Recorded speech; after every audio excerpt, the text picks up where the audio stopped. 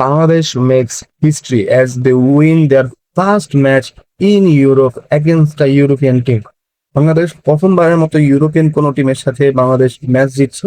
এর আগে বাংলাদেশ দুইটা ম্যাচ যদিও খেলছিল ইউরোপের মাটিতে, কিন্তু সেই দুইটা ম্যাচই বাংলাদেশ হারছিল। কিন্তু এইবার প্রথমবার বাংলাদেশ যখন সেন্ট মেরিনোর মাঠে ম্যাচটা জিততে যায়, তখন বাংলাদেশ হিস্ট্রি করে। বাংলাদেশ প্রথমবারের মতো ইউরোপের কোনো দলকে হারাইতে সক্ষম হয়। এখন এই ম্যাচটার আগে অনেকে র্যাঙ্কিং নিয়ে অনেক রকম প্রশ্ন করতেছিলেন যে বাংলাদেশ এই দলের সাথে ইজিলি জিতা উচিত, কারণ বাংলাদেশের র্যাঙ্কিং অনেক হাই এবং সবচেয়ে লোয়েস্ট র্যাঙ্ক টিমটা হচ্ছে সেন্ট মেরিন। পুরো পুরো যেই দেশগুলো আছে, যে সব দেশগুলোর মধ্যে সবচেয়ে লোয়েস্ট র্যাঙ্ক টিম হচ্ছে সেন্ট মেরিনো। এরপরও বাংলাদেশ কিভাবে এই দলের সাথে হারবে এই নিয়ে অনেক রকম কথাবার্তা হইতেছিল, কিন্তু আমরা অনেকেই বুঝতেছিলাম না যে যতই লোয়েস্ট র্যাঙ্ক টিম হোক, ফুটবলের র্যাঙ্কিং কোনো বিষয়ে কোনো সময় কোনো কাজ করে না। আপনি না হলে বাংলাদেশের মেয়েরা কোনো সময় এশিয়ান কাপ খেলতে পারতো না। তারপর এখানে মায়ানমারের মতো দলকে হারায়া তারা এশিয়ান কাপে খেলছে। এগুলো হয়তো না যদি র্যাঙ্কিং ম্যাটার্স করতো। But আপনি ফিল্ডে কি করতেছেন এটা হচ্ছে ওদিনের দেখার বিষয়। আপনি পার্টিকুলার ডেতে আপনি ফিল্ডে কি করবেন, কি করছেন, কিভাবে খেলতেছেন, মানে অ্যাকর্ডিং টু প্ল্যান আপনি সবকিছু করতে পারছেন কিনা, এটাই আপনার জন্য মুখ্য হয়ে দাঁড়াবে। তো বাংলাদেশ যখন এই ম্যাচ শুরু করে তখন সারপ্রাইজিং ছিল। বাংলাদেশের কোচ থমাস দুরি পুরো ইলেভেনটাই সাজিয়েছিলেন একটা আননোন ইলেভেন দিয়ে। সেখানে রফিক শুরু করেছিল, সেখানে ফাহিম শুরু করেছিল। কিন্তু যদিও ফাহিমকে অন্য সাইডে তিনি শুরু করিয়েছিলেন, এক সাইডে রফিককে শুরু করিয়েছিলেন। তো এটা দেখে বেশ অবাক হয়েছিলাম যে হ্যাঁ, রফিক এবং আপনার ফাহিম শুরু করতেছে। তো তখন মনে মনে একটা চিন্তা ভাবনা করে নিয়েছিলাম যে ঠিক আছে, কোচ হয়তো বা এটার ব্যাখ্যা তিনি দিবেন, এবং একটু মনে মনে কষ্ট পাইছিলাম যে কেন হামিদুলকে স্টার্ট করানো হয় নাই। সেখানে আবার দেখবেন যে জায়ানকে স্টার্ট করানো হয় নাই, সেখানে সমিত সোমকে বেঞ্চ করা হয়েছিল। সমিত সোমের জায়গায় আপনার সোহেল রানা খেলছে। তো এইসব এইসব চেঞ্জেস গুলো কোচ কেন করছেন, বা এসব এখানে কিন্তু দুইটা কথা চলতে পারে। দেখেন, একটা কথা আপনার ফাহমিদুল জায়ার তারপর সমিত সোমের খেলা বা এদের এদের ফুটবল নিয়ে কোচের কোনো সন্দেহ ছিল না। কিন্তু কোচ হয়তো দেখতে চাইছিলেন যে অন্যান্য যেই প্লেয়াররা তার তার কাছে আছে, যেমন রফিক কেমন করে, তারপরে আপনার সোহেল রানা কেমন করে। সোহেল রানা জুনিয়রকে নামানো হয়েছিল পরে, যদি সেখানে পরে আসবো। এইসব প্লেয়ার গুলো কেমন করে এগুলো হয়তোবা দেখার জন্যই তিনি হয়তোবা এই ফার্স্ট ইলেভেনটা এইসব প্লেয়ারকে দিয়ে সাজাইছেন। এখন প্রশ্ন হইলো যে এই যে নতুন যে স্কোয়াডটা তিনি সাজাইছিলেন, এর মধ্যে কি কোনো তেমন কোনো ফার্স্ট হাফে কি তেমন কোনো ভুল কিছু তিনি করছিলেন কিনা, বা তার ট্যাকটিক্স অনুযায়ী কি তিনি খুব বেশি ব্যর্থ হয়েছিলেন কিনা? না, এটা বলার কোনো সুযোগ নেই, কারণ এই ট্যাকটিক্স এর আন্ডারেই বাংলাদেশ প্রথম গোলটা কিন্তু ওপেন প্লেতেই পায়। এখানে ট্যাকটিক্যালি কোনো ফল্ট ছিল না। আপনি যদি রফিকের কথা বলেন, রফিক ওয়াজ প্লেইং ওয়েল, মানে ওকে ওকে একটা ম্যাচ ছিল তার জন্য যতক্ষণ তিনি খেলেছেন। কিন্তু আরো প্লেয়ার, আরো অ্যাগ্রেসিভনেস বা আরো বলের উপর আরো নিজের দক্ষতা বা কন্ট্রোলটা হয়তো সেখানে মিসিং ছিল। বাট বাই দ্যাট ডে সে হয়তো এই জায়গাতে ইমপ্রুভ করবে। দেখেন, বাংলাদেশের ম্যাচে সবচেয়ে বড় সমস্যা ছিল আমাদের দেখার বিষয়টা ছিল যে বাংলাদেশের নাম্বার 9 পজিশনে কে খেলে। এখন নাম্বার 9 পজিশনে যেহেতু কোনো প্লেয়ার নাই, সেহেতু আপনাকে তখন ওকে মেক শিফট করে খেলাইতে হইতো।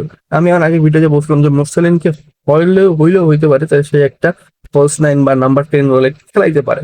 কিন্তু না, আজকে কিন্তু সেই একই ফরমেশনে কিন্তু সেই একই জিনিস ছিল। কিন্তু যখন ম্যাচ শুরু হলো, তখন দেখা গেল যে যে ইন্টেন্সিটিটা দরকার দরকার আছে, সেখানে জামাল সেই ইন্টেন্সিটিটা দিতে পারতেছে না, ম্যাচ করতে পারছে না সেই ইন্টেন্সিটি।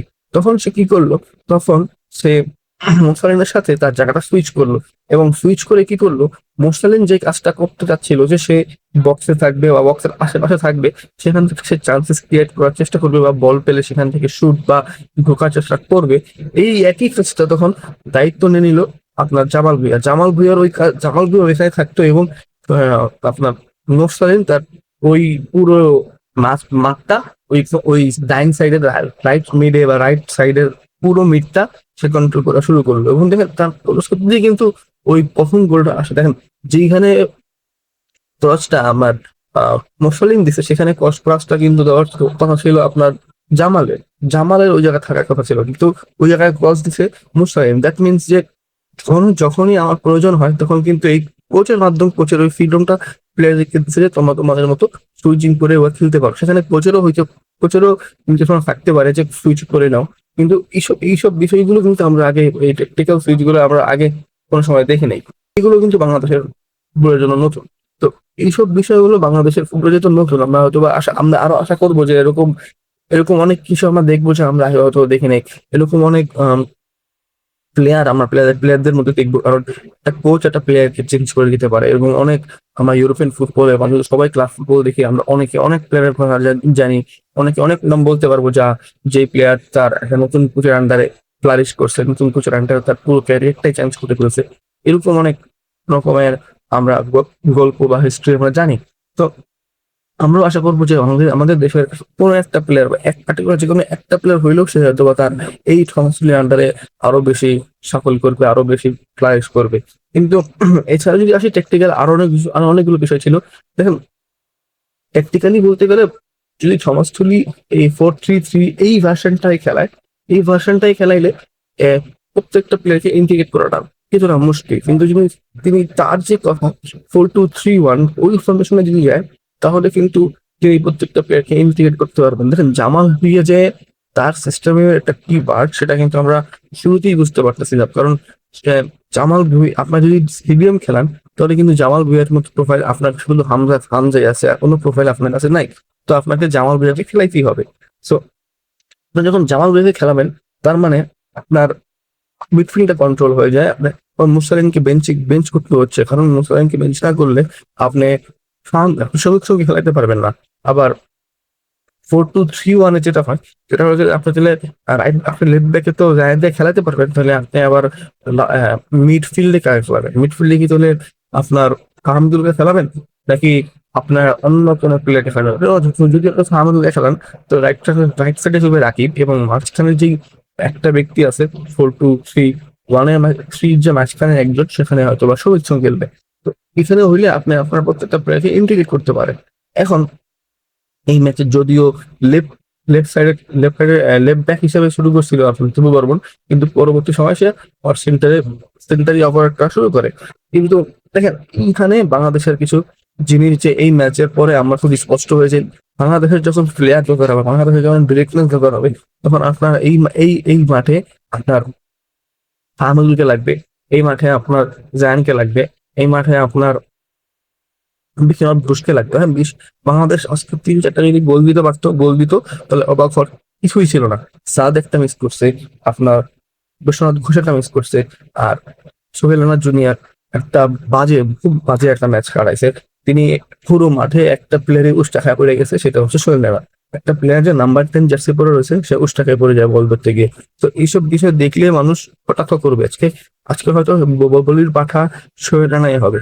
আজকে হয়তো একটা ড্র হইতে পারতো, কারণ আপনার এই মিতুল মার্মা যে মিসটা তিনি করছেন, বা যেই ভুলটা তিনি করতে গেছিলেন, সেইগুলো যদি তিনি করে ফেলতেন শেষ পর্যন্ত, তাহলে আজকে বাংলাদেশের মানুষ তাকে আর আসতে পারতো না। এইসব ভুলগুলো ঢাকা পড়ে যাচ্ছে সোহেল রানা ওই বাজে বাজে বা দিয়েছেন জন্য।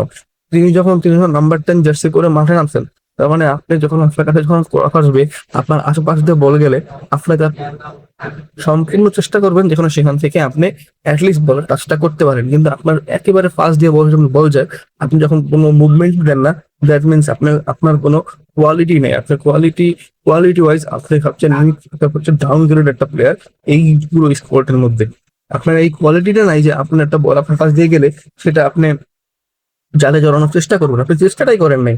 বল পায়ে রাখতে পারে না রাখতে পারে, এটা এটা এটা ভাগ্যের উপর, কিন্তু আপনি আপনার চেষ্টা তো করবেন। আপনি যখন চেষ্টাই করেন নাই, দ্যাট মিনস আপনার কোয়ালিটি নেই ন্যাশনাল টিমে খেলার মতো।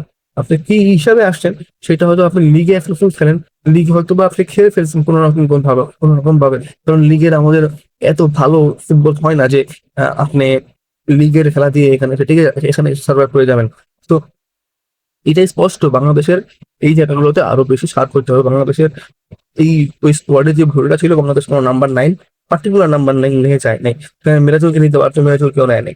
সেখানে যেহেতু আমাদের রোনালদো এবার আসতে পারবে না তার একাডেমিক প্রবলেমের কারণে, সেখানে আমাদেরকে অ্যাটলিস্ট আমাদেরকে আলামিন বা আলামিন এবং ইয়াকে আপনার মিরাজুলকে তো এই স্কোয়াডে রাখাই উচিত ছিল। তাহলে হয়তো আর আমরা আরো বেশি আহ লিথাল হইতে পারতাম। দেখেন বাংলাদেশের পুরো ম্যাচে পুরো কষ্টটা হচ্ছে প্রথম 10 মিনিট। বাংলাদেশ প্রথম 10 মিনিট ট্যাকটিক্যালি এবং ফিজিক্যালি প্লেয়ারদের সাথে পেরে উঠতে পারতেছিল না, কিন্তু আস্তে আস্তে যখন বাংলাদেশ গোছাতে শুরু করে, এরপরে কিন্তু পুরো বাংলাদেশকে পুরো লিথাল মনে হচ্ছিল। বাংলাদেশকে মনে হচ্ছিল বাংলাদেশ ওই ভয়টা নাই যে তারা ইউরোপিয়ান দলের সাথে খেলতেছে এবং ইউরোপিয়ান মাঠে খেলতেছে এবং তারা ফিজিক্যাল দলের সাথে খেলতেছে, যারা না মাঝে মধ্যেই কোনো ইউরো আসলে বা কোনো কোনো সাংগঠনিক বা ওই ইউরোপীয় ভিত্তিক কোনো টুর্নামেন্ট আসলে তারা পর্তুগাল, ফ্রান্স বা জার্মানি বা যা বা তাদের থেকে বা আমাদের থেকে বেটার টিমের সাথে তারা খেলে, এটা আমার মনেই হচ্ছিল না। তো বাংলাদেশের ট্যাকটিক্যালি বাংলাদেশ অবশ্যই ট্যাকটিক্যালি সামনের থেকে বেটার ফুটবলটা খেলছে এবং ট্যাকটিক্যালি বলতে গেলে ট্যাকটিক্যালিও এবং পার্সোনাল টার্মসেও অনেকেই ভালো ফুটবলটা খেলছে। তো এই ম্যাচ থেকে আমার যেটা মনে হয় যে বাংলাদেশের কিছু প্লেয়ারকে অ্যাপ্রিসিয়েট করা উচিত। অবশ্যই সাদকে অ্যাপ্রিসিয়েট করা উচিত।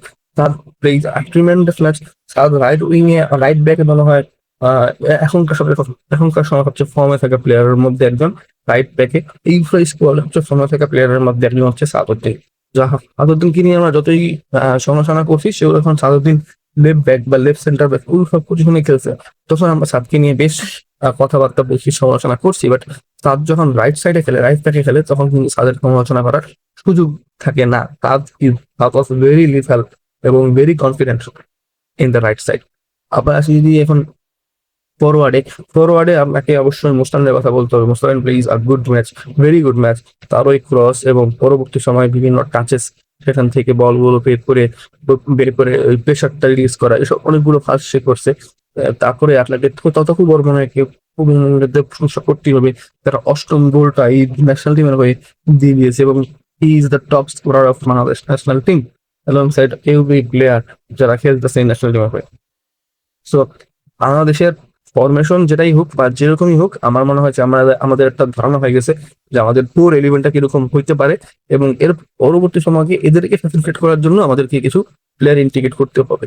এবং যদি আমাদের যখন সাফ আসবে, আমি মনে করি সাফের আগে বাংলাদেশের অ্যাটলিস্ট 2টা ফ্রেন্ডলি ম্যাচ খেলা উচিত। কারণ সমিত সোম যদিও এর মধ্যে যদি নতুন উইন্ডো শুরু হয়ে যাবে, তখন তো হয়তো তিনি ক্লাবে জয়েন করবেন।